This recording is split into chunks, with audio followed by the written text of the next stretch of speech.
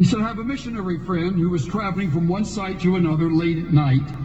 He had finished his meeting late on Saturday night. He needed to be at a church on Sunday morning to preach again, so he would have to drive all night. He knew he would get sleepy. On top of everything else, it's stormy and it's raining. And so he says to the Lord as he gets in his car, Lord, I would like so much to have a companion, because I know I could very easily have an accident as I drive these many miles to my destination. Wouldn't you know it, as he turns around a curve, there's a man on the street, out there on the road, hitching a ride. He picks him up, brings him in. They realize they have the Lord in common. They strike up a conversation that's meaningful and delightful. They laugh together, they talk together, they pray together. It's a great time, and he doesn't get sleepy at all. Dawn comes, and the stranger says to him, well, this is where I get off. He says, that's great. Before you leave, let's just pull up this little cafe and have a cup of coffee together. So the missionary and the friend walk up, go in, get the coffee.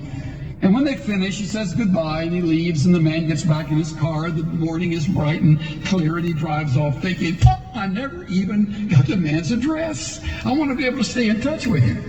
So he turns around and goes back to the little cafe, gets out of his car and walks in. No one else is in there. And he says to the cook, by the way, did you see which way this gentleman went that I was with? And the cook goes, what gentleman? I wondered why you ordered 2 cups of coffee. He said, and I suddenly realized the night before when he got in my car, he was not wet.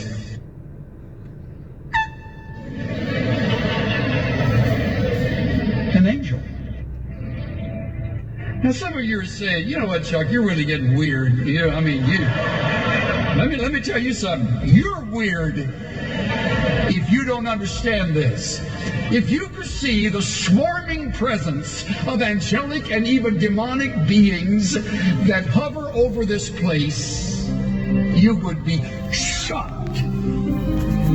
They are all about us at all times, and the adversary loves it that you never think about it. The tragedy is there are also angels whose presence come to encourage us and minister to us that we forget about.